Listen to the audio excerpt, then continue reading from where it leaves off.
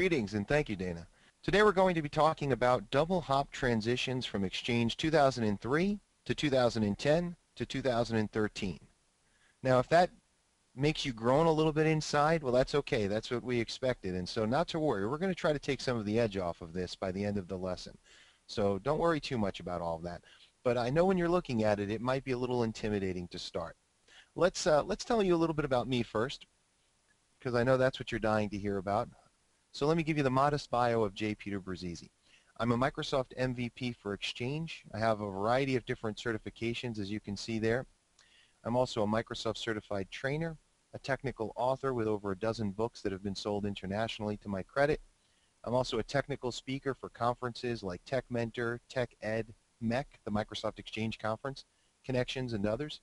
I'm also a journalist for InfoWorld. I write the Enterprise Windows column. So in my spare time, well, let's just be honest, if you look at all this, I have no spare time. This is what I do 24/7. I'd like a career in country music, but apparently that's not going to happen. I'm not a great singer, and so I'm going to stick with this. And as you can see, I'm pretty busy with it.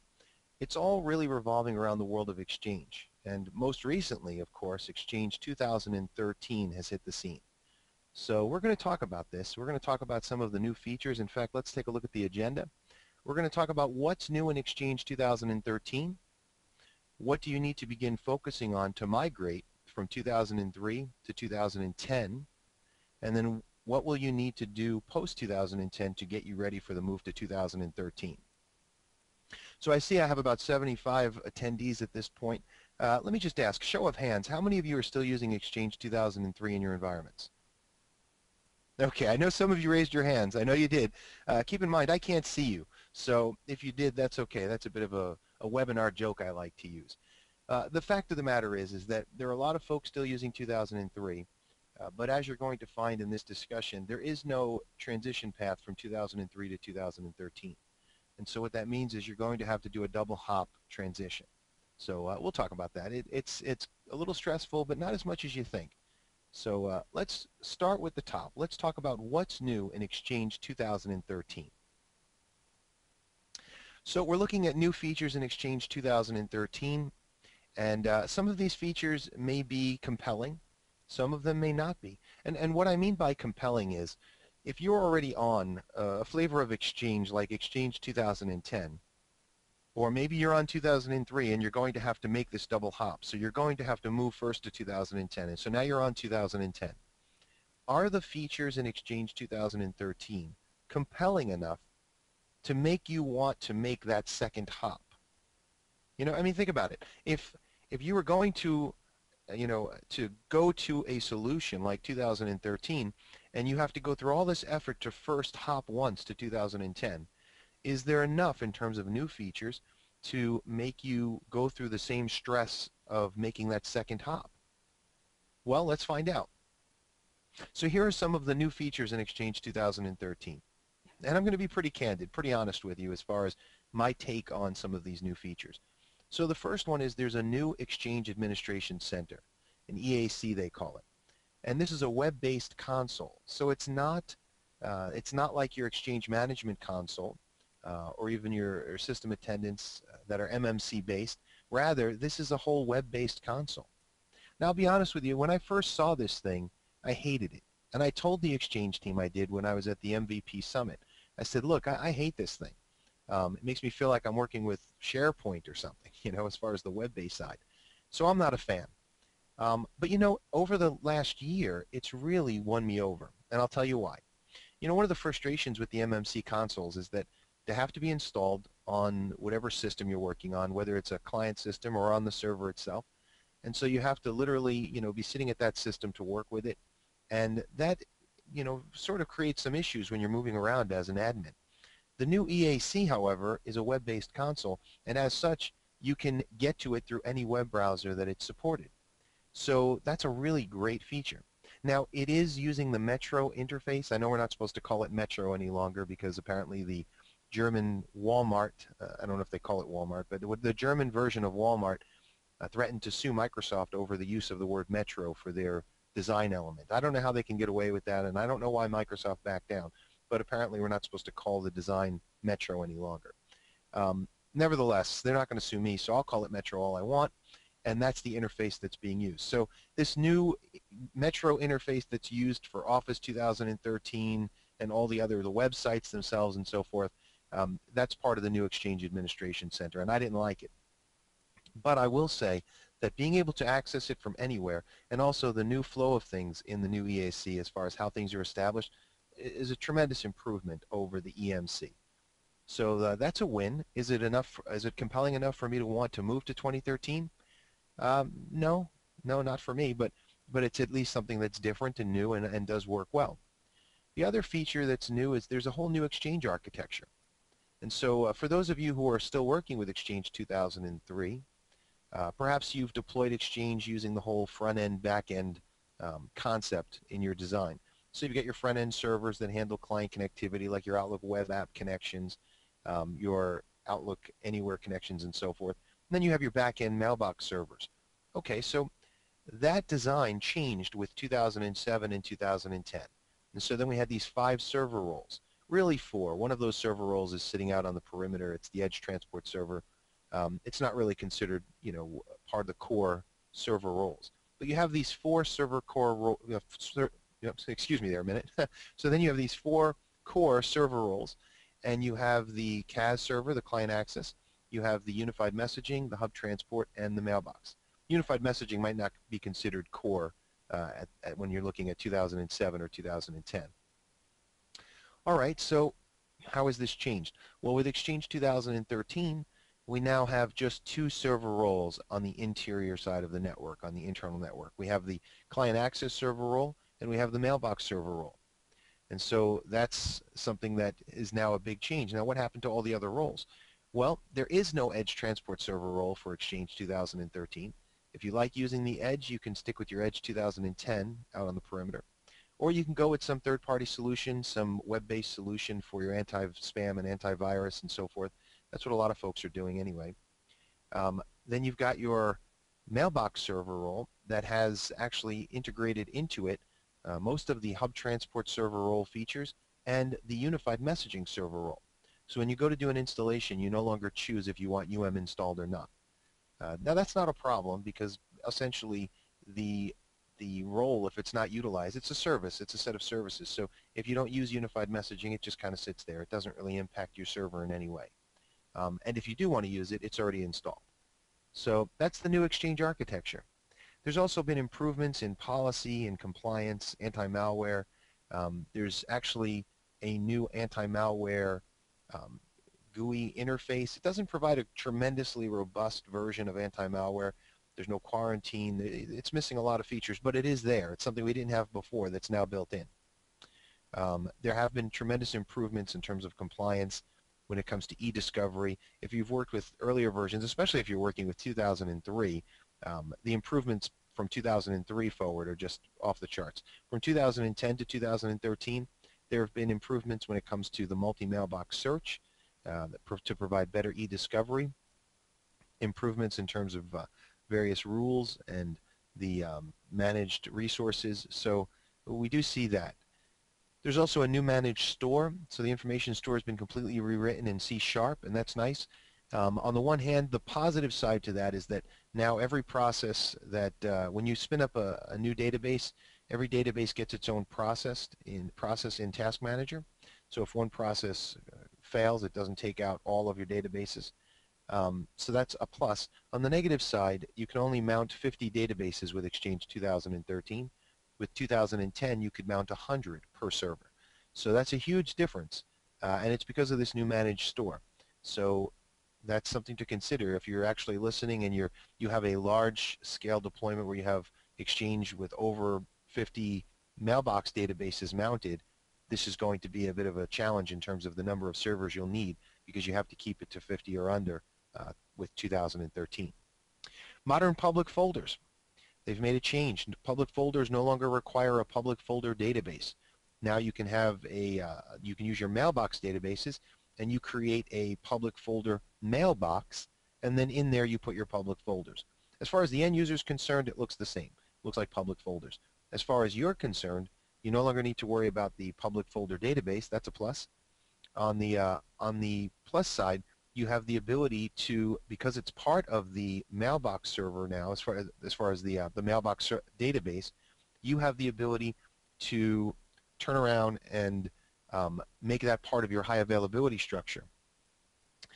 On the negative side, you used to be able to have replicas, where you could have a replica of your data closer to users. So if you have a user in, let's say, Fiji, and you have users that are in Paris, France, you could put public folders closer to where your end users are. Unfortunately, that's not the case any longer, because now the public folder mailbox resides on a specific mailbox server.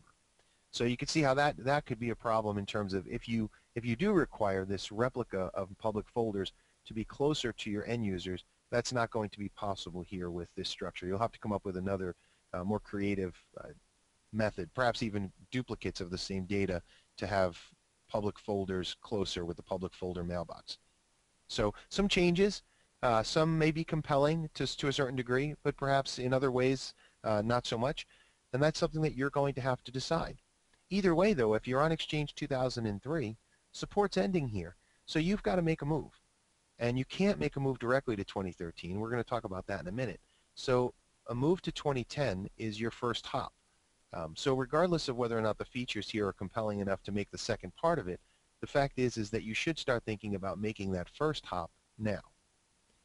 As far as additional features, there are lots of PowerShell commandlets that have been added. And maybe you're sitting there thinking, I hate PowerShell, so more PowerShell commandlets, great. That's not compelling for me. But a lot of us have come to really appreciate it and even embrace PowerShell. We find the value in it. And so having more commandlets gives you more control. There's another set of transport rules called data loss prevention. This is interesting. It's not groundbreakingly new, but it's new for Exchange.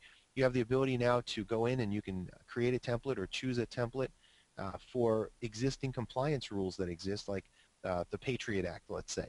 And so what we found is that a lot of folks, when they're emailing, perhaps they're not thinking, they email things that are pretty sensitive in terms of social security numbers, credit card numbers, and so forth. And so to let people put this out on the wire, put this out in emails, may not be the smartest thing for your company. So how do you prevent them from doing that? Well, training is always good. It's always good to train your end users, tell them not to do that, and that would be really the best line of defense. In any company, the best line of defense is to train your end users. But in addition, you can establish rules that will help them after their training is in place. So a data loss prevention transport rule is really a nice feature in Exchange 2013. It enables you to quickly and easily choose the set of compliance rules that you're looking to work with. Like I said, the Patriot Act might be one of them. And then you can tweak those rules in order to apply them. Perhaps you want to give the end user a message to say, hey, be careful, a mail tip, so to speak, that says, hey, be careful, don't send this information. Or perhaps you simply want to stop them from sending that information. So that's the value of data loss prevention.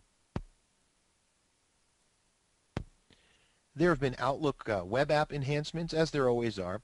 On the plus side, the enhancements certainly give us a much more robust Outlook web app. On the negative side, it gives us that Metro interface, which we can't seem to avoid, whether we're working with Office 2013 or SharePoint 2013, everything's Metro. So if you're a Metro fan, then hey, this is great. These enhancements are great. But if you're not, then it might be a little hard on the eyes. I personally find the Metro interface, especially in the Office products, to give me a little too much white space, and I feel like I'm blinded all the time. So that's my complaint.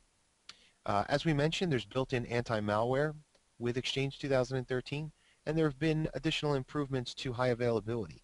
A few different design enhancements in terms of being able to have even automatic failover of high availability between sites. As you may or may not know, with the current database availability group structure, you can fail over from server to server in the same site, but when you lose quorum in one site and you're looking to fail over to another site, let's say a secondary data center where you're ready to have everything moved over, the problem is you have to manually intervene. And so that's called a switchover. And so with the new high availability improvements, there is a design model where you can have an automatic failover. It's a bit complex, and I haven't actually seen it work just yet, but keep in mind, all of this is pretty new. Now I know that Exchange 2013 was released a few months back and it went general availability and it's out there in the wild. But we're still looking at new deployments of it. Currently you can only do a Greenfield deployment of Exchange 2013. We can't even transition at this point. Even today as I'm speaking to you, there is no way to transition from 2010 to 2013 or 2007, and there will never be a way from 2003. You'll have to get a third-party tool, or you'll have to do the double hop transition. So we're going to talk about that. But ultimately, Exchange 2013 is still pretty new out of the box, and so we're hoping to get more information as time goes by. And as we get this information, TrainSignal will no doubt have additional webinars and webcasts that, as we go forward, to give you that information when it goes live. So let's just focus in on this for a second. What stops your move to 2013? Well, it might be this. The stop might be that you're not really compelled to move towards it. In your mind, after hearing those features, and there are other features, but those are some of the higher end ones. If that doesn't float your boat, if that doesn't make you go, hey, I really can't wait to get onto this, that's okay. Every release can't be a home run. And so in this case, Exchange 2013 has some features that they just may not be compelling enough to move you from 2010 over. It's a work in progress. So let's look at some of the other options here. Exchange 2003, if that's what you're on, if you raised your hand when I asked the question, there is no upgrade path. And currently there's no third-party solution yet. Now I know what you're thinking. You're thinking, well, Pete, maybe you just need to talk to the folks over at Quest. Because they always come up with some kind of migration solution. That's true. And I have talked to the folks at Quest, in fact, just a couple of weeks back. And they're working on it. Folks, they are working on it. But currently, they have no way to make it work. So that's a problem. They're still kind of stumped. So we'll see what they come up with. I have no doubt they'll figure it out. And I have no doubt that they'll charge for it, too. I mean, if you've worked with Quest tools, they're not cheap. Quest has not become the monumental company that was just purchased by Dell for no reason. They charge for their tools. They make great tools, and they charge for them. So there'll be a cost involved. Perhaps it's more cost-effective for you to move to 2010 and do a double hop transition than to purchase a third-party solution. Totally up to you. Then we have Exchange 2007. This requires release update 8, which isn't released yet. So there's no way to test this just yet. We're waiting for release update 8, and it hasn't been released. Then Exchange 2010. This requires Service Pack 3. Now you'll note it says here on the slide, which isn't released yet. Actually, just last week they released this. So that's good news. Great. So now you're thinking, oh, that's wonderful. So now I can go from Service Pack 3. With Service Pack 3, I can now go from Exchange 2010 to 2013. Wonderful. No, that's not true. Somehow or another, the rules changed, and there's some discrepancy on this. But we were originally told, at least this is what most of us believe, we were told that once we have Service Pack 3 for Exchange 2010, we're going to be good to go. We'll be able to transition to Exchange 2013. Then they released Service Pack 3, and they told us that we can't move to 2013 until we get the cumulative update for Exchange 2013, which hasn't been released yet. So, this is, some may even ask the question, why did they even release this? Why did they release Exchange 2013 when they didn't have all these other pieces in place?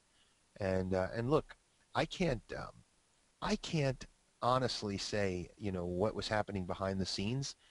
There's some guessing, and there is some commentary going on, in various blog posts and so forth, that the Exchange team was forced to push this out the door because SharePoint 2013, Link 2013, Office 2013, Server 2012 was released in September.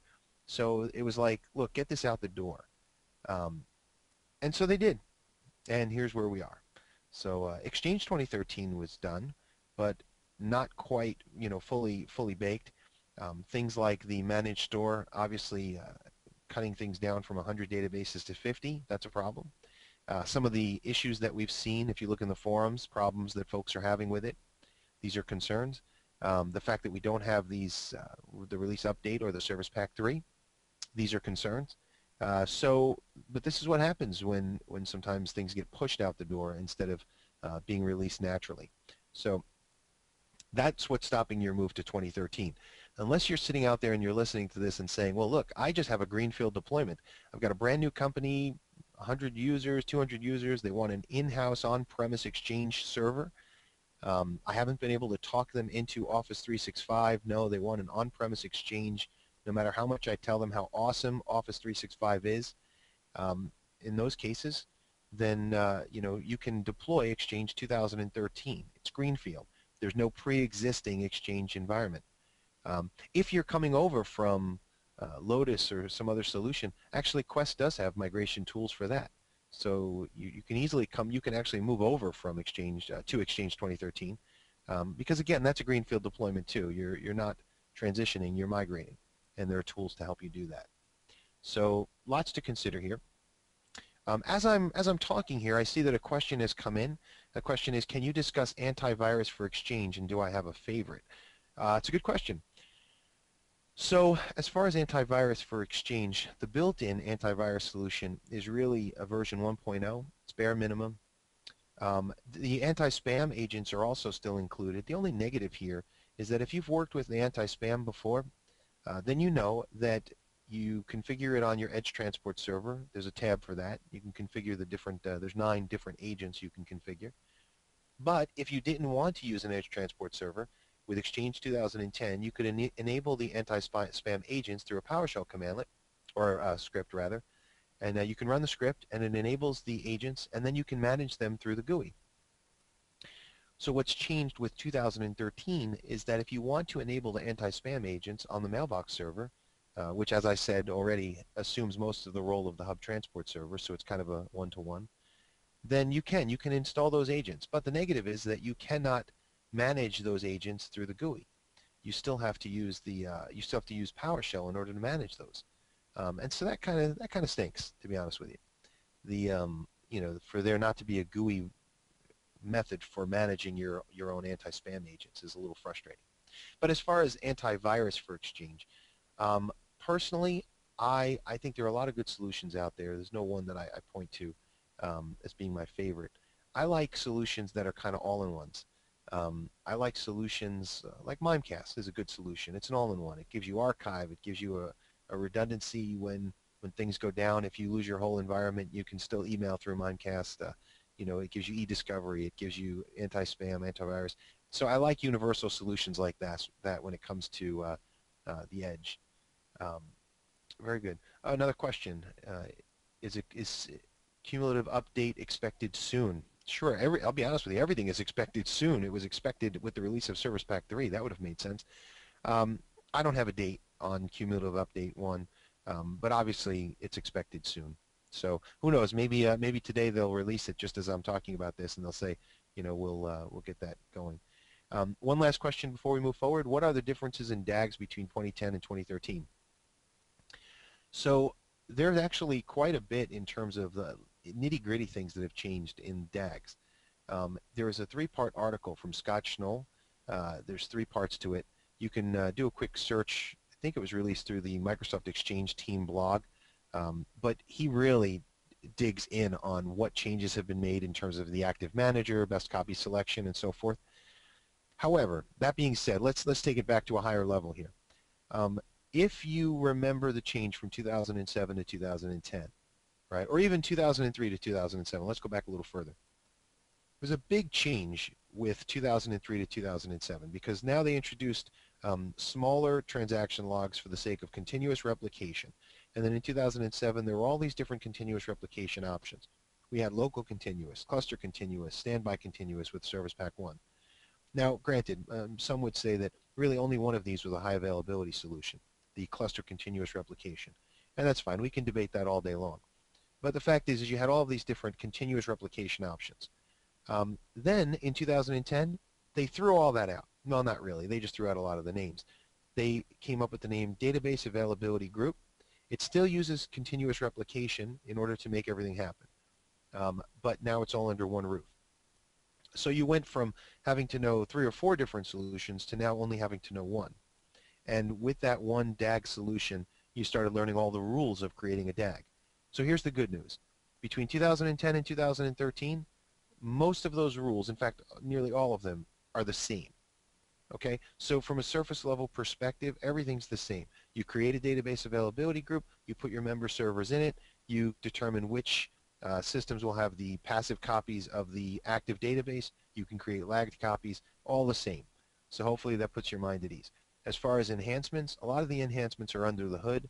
They're nitty-gritty things that if you really want to study up on them, those articles from Scott are really the best way to go. All right, let's move forward. So moving to Exchange 2013. If you're looking at Exchange 2003, you're going to do a double hop. You're going to do a double hop to 2010 first and then 2013. Now, here's the thing. If you want, you can also hop from 2010 to 2007 to 2000. I mean, rather, you can hop from 2003 to 2007 to 2013. You can do that. But why? There's no point in doing that way. Your better bet is going from 2003 to 2010 to 2013. Now, if you're on Exchange 2007 with RU8 and Exchange 2010 with SP3, you can do the following. This is how you actually make the move. And we're not going to go into every last little detail. But you upgrade your Active Directory schema. You install an Exchange 2013 system in the environment. Or if you're moving to 2010, you would install a 2010 system. Make sure certificates are set up. You move over namespaces to the new CAS. You move over your mailboxes, and then you discontinue legacy servers. It sounds a lot more complicated. You know, when you're looking at all this, you say, wait a minute, it can't be 5 steps. It's not. It is. It's a lot more complicated than this. But this gives you the overall view of it. Ultimately, you need to get your mailboxes moved over to the new servers. Once those mailboxes are moved over, once you've moved over any public folders that you have, once you're confident that the system is up and running and everything's working properly and mail is flowing properly through the new system, whether it's 2010 or 2013, then you can start discontinuing legacy servers. That leads to one of the other questions that just came in. How do you safely remove stubborn Exchange 2003 remnants from AD after transitioning to 2010? That's a great question, actually. So sometimes it doesn't work exactly as planned. We say discontinue legacy servers, and you go to do that, and it says it can't discontinue the server because there are some traces or remnants still left in it, or perhaps you haven't removed all of your public folders and there's still pieces left in there. So that could be a problem. And you certainly don't want to just turn the thing off, you know, or start yanking things out, you know, or getting a hold of ADSI edit and starting to delete things. And I mean, that could be messy. So there is an actual clean way of doing this that's been outlined, and we're going to talk about that actually in the Microsoft Server Deployment Assistant. So if you look at the Microsoft Server Deployment Assistant, this actually was just released 2 weeks ago. The Deployment Assistant has been around for a while, and it's one of the best tools that the Microsoft Exchange team has ever come up with. Really love this tool. You can see the URL up at the top, but you can always just do a Deployment Assistant search through Google or Bing. And so you can see here there are 2 different assistants. There's one on the left-hand side for Exchange Server 2010 deployment and one on the right side. So let's go through the left side as far as what it can do. This Deployment Assistant helps you with upgrading from Exchange Server 2003, upgrading from Exchange Server 2007, or mixed environments. It also helps with a new installation. It also can help with hybrid deployments or cloud-based only deployments. So if you go to the Deployment Assistant and you click that left link right there, the Exchange Server 2010 Deployment Assistant, to make that move, here's what you're going to see next. All right, so this gives you 3 different options: on-premises only, hybrid, and cloud only. So in our case, being that you're looking to move from 2003 over, you're looking at the on-premises only right now. So you click that left button. And then it gives you these 4 options: upgrade from Exchange 2003, upgrade from Exchange 2007, upgrade from Exchange 2003 and 2007, and then new installation of Exchange 2010. That's a Greenfield install. So being that our discussion today is really focused on going from 2003 to 2010 to 2013, you would click that first option, right? And then it asks you a few questions. Now, look at these questions. These are not rocket science questions. These are easy questions. Things like, can you move all users to Exchange 2010 at once? Why is that important? Well, it's important because if you can't, if you're going to have a period of time of coexistence, now that coexistence time basically means you're going to have Exchange 2010 and 2003 running in the same environment at the same time. So that's why it's called coexistence. So if you're going to have this period of coexistence, then there's a different way that you have to set up your Exchange than if you were able to just install the Exchange 2010 server and just move all the mailboxes over and you're good to go. So depending on how you answer that question, the deployment assistant will respond with different answers as far as different steps for you to take. Other questions, are you planning to use public folders? Are you planning to deploy an edge transport server role? Are you planning to deploy a unified messaging server role? See, answering these questions is very easy to do. It should be very, easy to determine if you're going to do these roles or use these roles or use public folders. But once you answer the questions and you click next, it very quickly provides you this incredible checklist. And this checklist, as you can see on the left, it shows you all of the different pieces to the deployment. Now, it looks like, wow, this is great. It's just going to tell me exactly how I do it. And you know what? That's exactly what it does. For example, notice configure a legacy host name. On the left-hand side, you select the feature that you need to complete. On the right-hand side, it gives you information about what is a legacy host name, and then it tells you exactly how to perform the steps. So it shows you step by step what you need to do. How awesome is that? So again, I think the Deployment Assistant is one of the best tools that Microsoft has ever really put out there, or the Exchange team has put out there, to really help us when it comes to our deployments. Now, what it doesn't do, it doesn't completely replace design, right? So there's still a lot to focus on when it comes to designing your Exchange environment. Knowing where to put your servers, how to put your servers, what kind of scale you're looking at in terms of mailbox servers and so forth. And there are other great tools provided by the Exchange team, members of the Exchange team, to help us when it comes to mailbox scaling, when it comes to putting stress on your systems, load gen, things like that. So this is one tool, but there are other tools that can assist as well. Now, for the person here who asked the question about safely removing stubborn Exchange 2003 remnants, you might note that it mentions here post-installation tasks down at the bottom. So after you follow through on all the different steps, moving data over, and notice it says move mailboxes, move public folder data. So once you're through with all of that, you go through the post-installation tasks, and that will help with the transition. Okay. There's a question here that just came in. What do you suggest companies who are on 2010, should they do the transition to 2013 or wait for the service pack for 2013 to be released? Okay, this is going to be, first of all, it's good for you to note that currently you can't transition at all.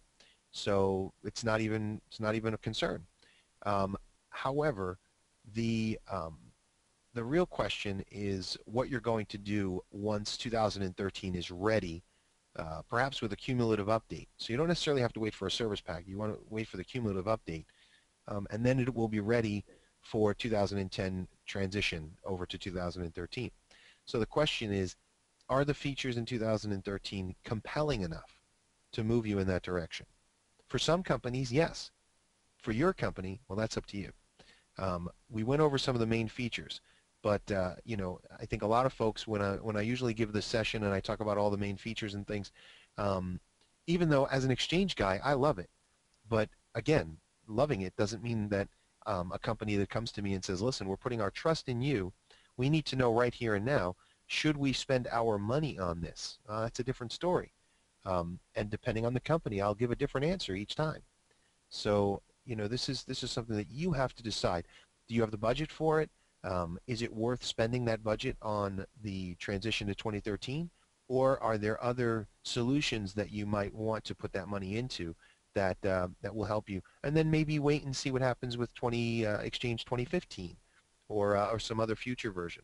So completely up to you. It's not really for me to say, and I'm not looking to dissuade anyone from 2013, but it's my job to, of course, be honest with you and just say that, look, the features, may be compelling or they may not be.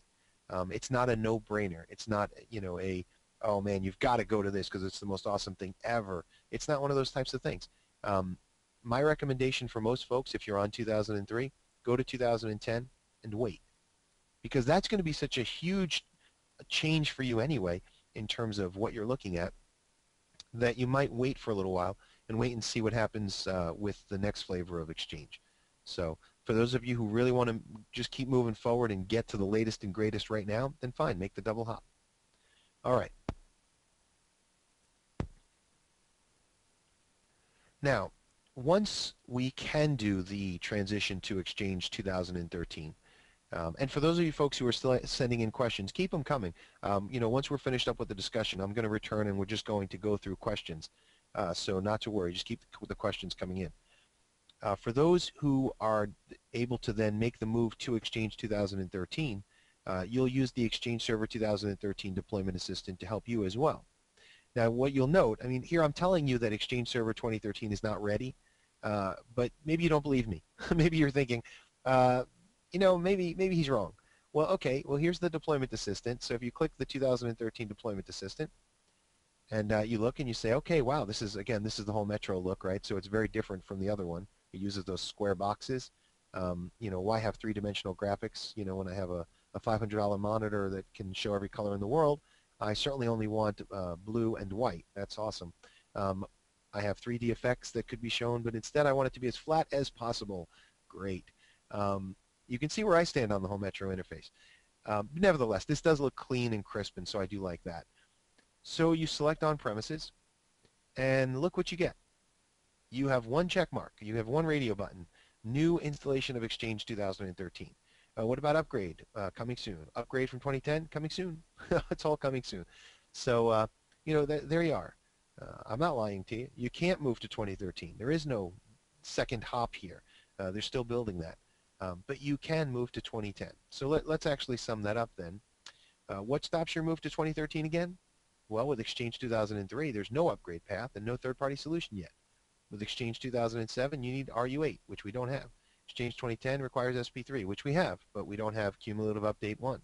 So that's what stops your move. What stops your move to 2010? Nothing. If you are on Exchange 2003, it's the smart move to make. Or I should say, you can also wait for Quest to create migration tools directly to 2013. As I said, I just talked with them. They are not close to a solution yet, but who knows? Any day they could have a breakthrough and be announcing their latest tool set, which will only cost your company $1 billion to purchase. No, I'm just kidding. Just kidding. I like Quest and I love their tools. They make the best tools out there. But again, they come at a price. So you have to ask yourself the question: are the features in 2013 so compelling that I have to double hop or have to migrate to 2013 right now? If the answer is yes, then make the move. Make the move. But of course you have to wait a little bit for these other issues. But if you have a Greenfield, then go with it. Okay. So what has this webinar accomplished? Well, hopefully it's accomplished a few things. Obviously we didn't really dive deep and go into all the screenshots and demonstrations for what's new in Exchange 2013. We do a different webinar. Train Signal, we've done this webinar before. What's new in Exchange 2013? And if you want to see that, if you're interested in that webinar again, let Train Signal know you want to see this What's New. They have it actually recorded and you can watch it. You can also pick up my Exchange 2013 administration series with Train Signal, and that we've covered pretty much every new feature and how it works, including high availability, unified messaging, how it works. That's more of an administration focus, not a certification focus, although some of the subject matter does coincide. But it's really into what Exchange 2013 is all about. So if you are going to deploy Exchange 2013 and you're going to be an administrator of it, I recommend that you watch that series. If you want to watch the What's New, just ask Train Signal and they'll let you watch that webinar as well. So this webinar specifically has just made you aware of the primary Exchange 2013 new features list. So it wasn't extensive. You notice there weren't like a billion things on that list. Obviously, we only made the main highlights for that list that we showed. But now you're aware. You also know now that there will be no upgrade path from 2003 to 2013. If you are on 2003, you know that you have to either double hop to 2013 or you have to wait for a migration solution from a third party. And you may have decided that 2013 is just not in your plans at this point, and 2010 is good enough. And that's not a bad decision. For many of you that are listening, that may not be a bad decision. In fact, for many of you listening, some ask me all the time when I'm in these discussions, they say, hey, do you think we still need an on-premise deployment of Exchange? And I ask them, how many people do you have? Do you have a small number of users, 25, 50 users? What's your needs for email? What are you doing with it? Why do you feel you need an on-premise deployment? And some say, well, I'm concerned about things like high availability. It's like, well, okay, great. Office 365 will give you the latest and greatest of Exchange, SharePoint, and Link, and you don't have to worry about backups and disaster recovery and high availability. They'll take care of all of that. So these are some of the things that, a lot of times I like to see what are people looking to do here with their email, because it may make sense to move to the cloud. It's a cost-effective solution. In that sense, it's compelling. It removes a lot of the stress off of the administrator. In that sense, it's compelling. And you get all of the benefits of these solutions, the latest and greatest, that Microsoft actually will continue to enhance and upgrade and fix. And you don't have to worry about that at all. So Office 365 may be your best solution for some of you that are listening right now. But if you're going to stick with on-premises, then 2010, you might just decide that that's where you're going to go, and that's where you're going to stay for a little bit. But whatever path you choose, you know that the deployment assistant is the smartest way to make it happen, because it makes sure that you don't forget anything. And you have all those step-by-step tasks right at your fingertips. You can print them out, and you can have them right there as a guide. So hopefully, all of this has been very clear. I can see that that we have a lot of questions to get to, so I'm going to start answering those. But just before I do that, if you want to contact me or read up on some of my blogs and so forth, I write for InfoWorld. There's my column for InfoWorld. You can email me at peter@trainsignal.com. Any questions you have, you're welcome to email me. That's one of the great things about TrainSignal, is that there's a real focus on helping people. That's really what our whole business is about, helping people. So if you have questions, we want to help you. And then you can also follow me on Twitter at JP Bruzesse. I promise I don't tweet lots of personal things, what I'm doing. I'm taking a walk. I'm going to the store. I don't tweet foolish things. Typically, I tweet things about Exchange, so you might find that it's helpful. All right, so let's jump over here to the questions and see what else we have. So for existing 2010, is it better to do a clean install of Exchange 2013? That's a great question, actually, because really you can't do anything but.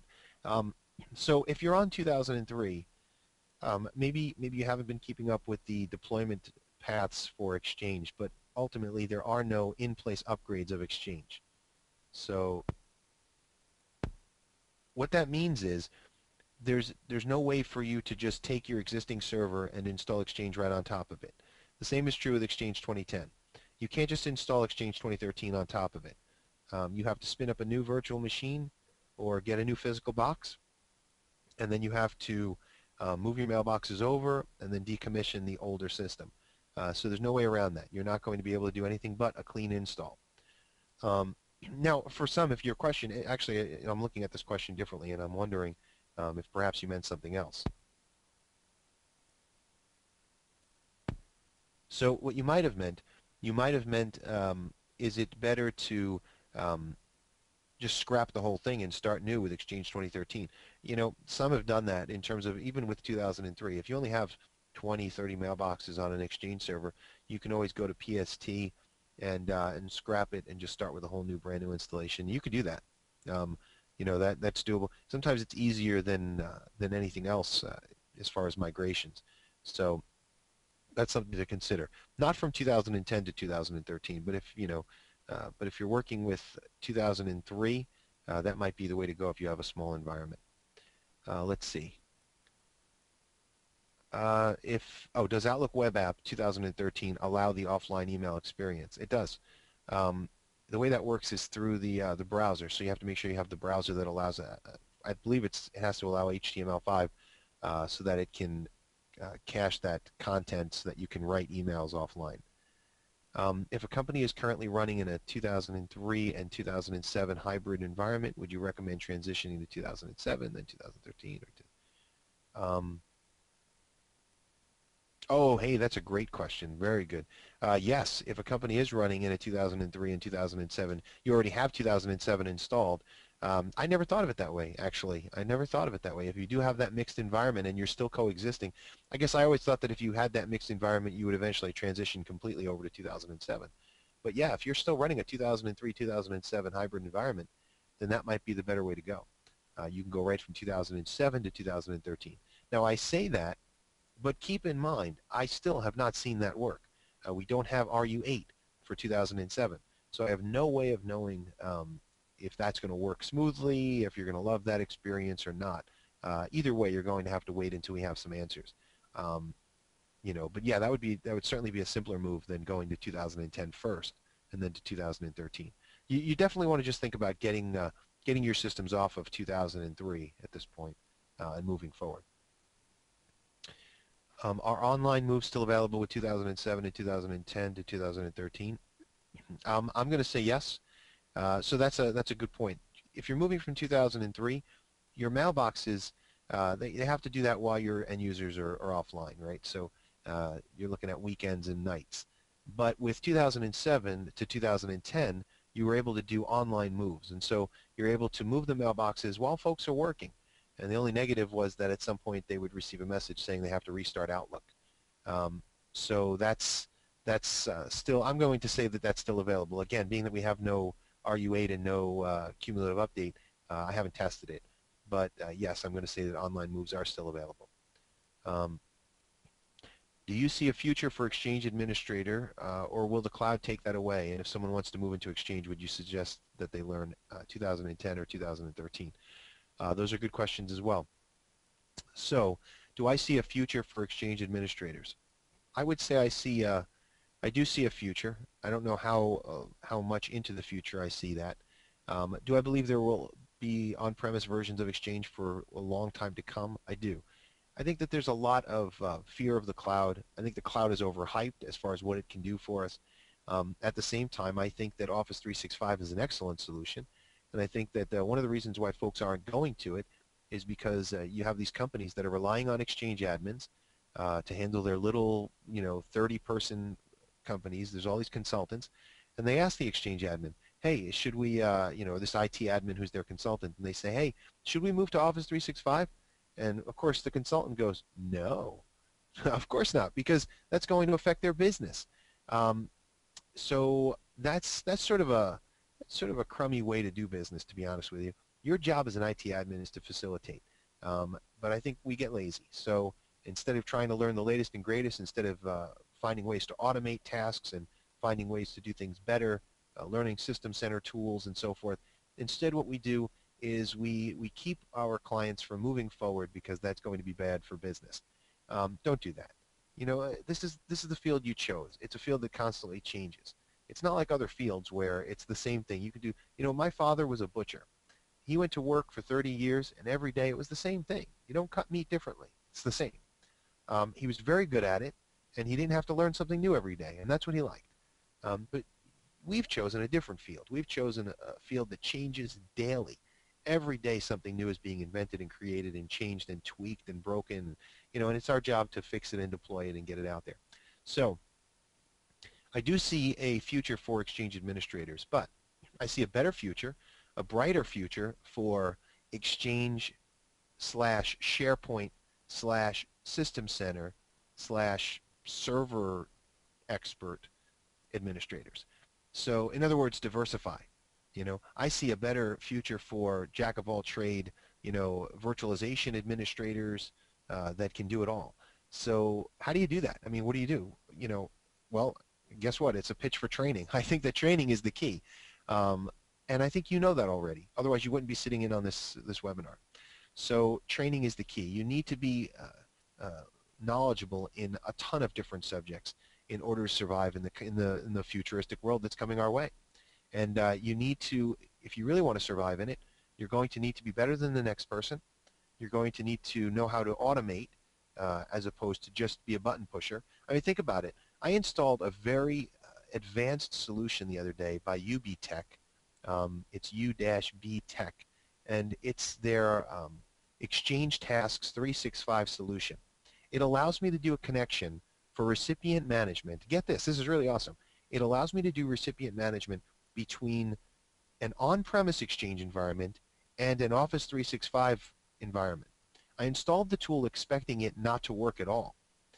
It installed with next finish, literally. I think it was only 2 nexts and 1 finish, and it was installed. In a matter of 10 minutes, I was connected to both my on-premise and my Office 365. It's one of the easiest solutions I've ever seen. Well, think about it. If solutions are becoming that easy, how long are they going to need a master Exchange administrator to handle them? Or will it just be that easy for anyone to do, right? So yes, I think there is a future for Exchange administrators, but I would recommend that you diversify and learn as much as possible about everything. As far as what I would suggest you learn, I guess it depends. If you're starting from square one, then I always say go to the latest, go to 2013. That's where your future is going to be. But if you're looking to start with a stable platform that'll get you work today, then learn 2010. All right, I spent a long time on that question. Sorry about that. Let's see, is RPC traffic an issue with the Exchange 2013? So there's a change in architecture when it comes to RPC traffic. RPC is still used, but it's not used externally. So it's used internally on the server between the transport service and between the mailbox transport service and the backend databases. That's a long discussion. But if you do some research on what's new in Exchange 2013 on TechNet, you can look up RPC and you'll see how they've made some changes to RPC. So I would say no, it's not an issue with Exchange 2013 at all. Virtualizing Exchange 2013, is there any documentation on that? So the last time Microsoft really updated their support policy was June of 2012. That was before Server 2012. That was before Exchange 2013, a lot of other changes. So we're hoping to see some new Exchange virtualization documentation. There is a specific site, TechNet site on Virtualizing Exchange 2013 you can look for, and it will give you some information, but it's not complete. So we're still waiting. Basically, you know, it's the same as virtualizing anything else, Virtualizing Exchange 2010 at this point. We are on 2003. Any preference on an over-the-top or new green install? Good question. It really depends on the number of users we're talking, and you know, the amount of time it would take to do a new install. It also depends on what else you have deployed in your environment, what servers are you running, and so forth. A lot of questions. For something like that, why don't you email me privately? You can still see my email up on the screen, peter@trainsignal.com, and let's talk about it. Let's see what you've really got. Let's see. Okay, there's a question about a script that I can recommend for OST to PST.